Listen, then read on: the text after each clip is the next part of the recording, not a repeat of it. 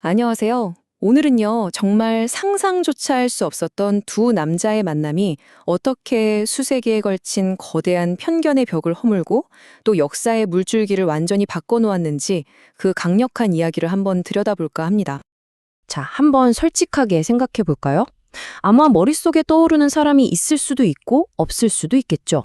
이 질문을 드리는 이유는 우리 마음속에 있는 우리와 그들을 나누려는 이 경향성이 바로 오늘 이야기의 가장 중요한 핵심이기 때문입니다. 자, 이야기 속으로 한번 들어가 보죠. 여기 두 남자가 있습니다. 당시의 모든 사회적인 규칙, 종교적인 율법을 다 따져봐도 이 둘은 완전히 다른 세상에 살고 있었고 절대로 만나서는 안 될 그런 사이였습니다. 베드로와 고넬료 사이에는요, 정말 거대한 간극이 있었어요. 한쪽은 독실한 유대인 사도 베드로, 다른 한쪽은 그의 조국을 점령한 로마 군대의 장교, 백부장 고넬료였죠. 당시 유대 율법에 따르면 베드로가 고넬료 같은 이방인, 즉 비유대인의 집에 들어가는 건 상상도 못할 일이었어요. 함께 식사하는 건 더더욱 말도 안 됐고요. 왜냐하면 그들과 접촉하는 것 자체가 스스로를 종교적으로 더럽힌다고 믿었기 때문이죠. 그러니까 모든 면에서 서로는 그냥 외부인이었던 겁니다.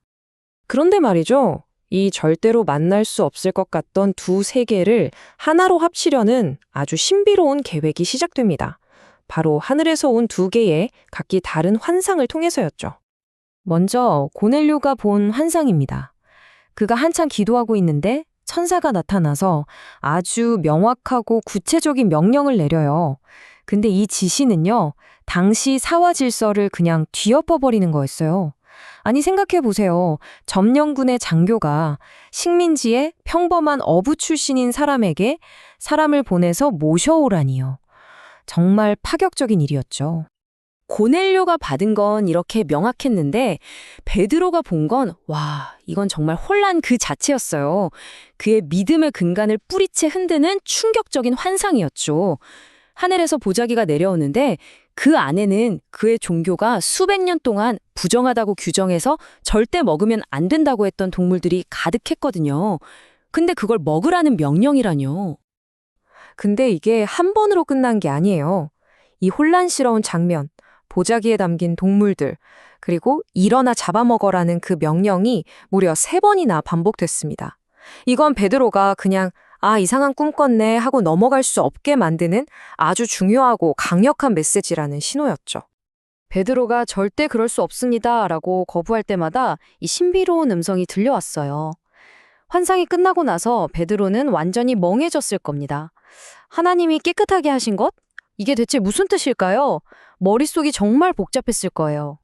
베드로가 이 기이한 환상의 의미를 막 되뇌고 있는데 바로 그때 똑똑 문을 두드리는 소리가 들립니다. 바로 고넬료가 보는 사람들이 도착한 거죠. 정말 기가 막힌 타이밍이었어요. 바로 그 순간 베드로의 마음속에 또 다른 음성이 들립니다. 이번엔 아주 명확한 지시였어요. 이제 그는 선택의 기로에 놓인 거죠.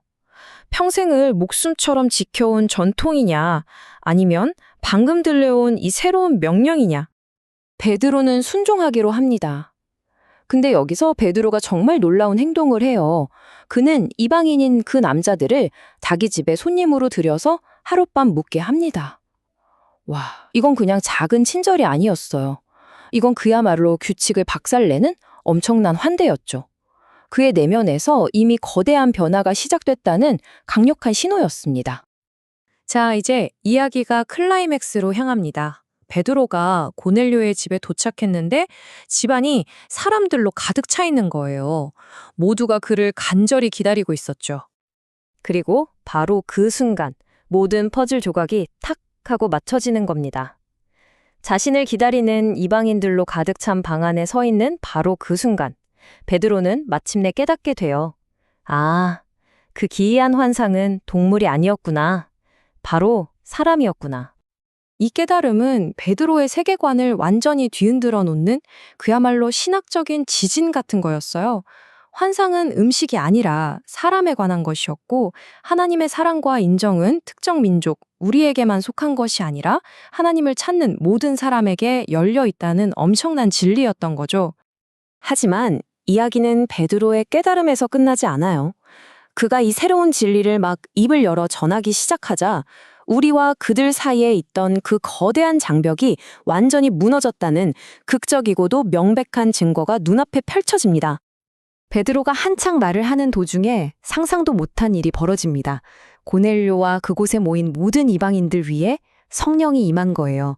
당시 유대인 신자들에게 성령은 하나님이 우리를 선택하셨다는 가장 확실한 증표였거든요. 그런데 평생 외부인, 부정한 자라고 여겼던 사람들에게 바로 그 증표가 나타난 겁니다. 함께 갔던 베드로의 동료들은 경악했죠. 하지만 그 충격은 곧바로 이건 부인할 수 없는 하나님의 일이다 라는 확증으로 바뀌었고 베드로는 선언합니다. 누가 이를 막겠는가?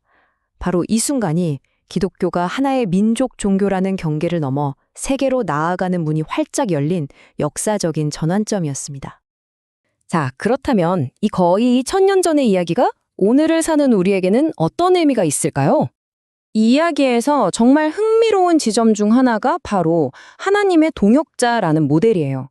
한번 생각해 보세요. 하나님은 고넬료에게 천사를 보냈지만 천사가 직접 모든 걸 설명해 주지 않았어요. 천사의 임무는 딱 하나, 고넬료에게 베드로를 찾아가라고 연결해 주는 것이었죠. 왜 그랬을까요? 하나님은 사람을 통해 일하기를 선택하시기 때문입니다. 목표는 단순히 정보를 다운로드해 주는 게 아니라 완전히 다른 두세 개의 인간 사이에 진정한 인격적인 만남과 관계를 만드는 것이었죠. 그래서 마지막으로 이 질문을 여러분께 던지고 싶습니다. 베드로가 고넬료에게 보내졌다면 당신은 누구를 만나도록 보내졌습니까? 어쩌면 당신이 먼저 손 내밀고 이해하고 그 사이에 놓인 장벽을 허물도록 부름받은 그 사람 혹은 그 집단은 누구일까요? 이것이 바로 이 오래된 이야기가 오늘 우리에게 던지는 강력한 도전입니다.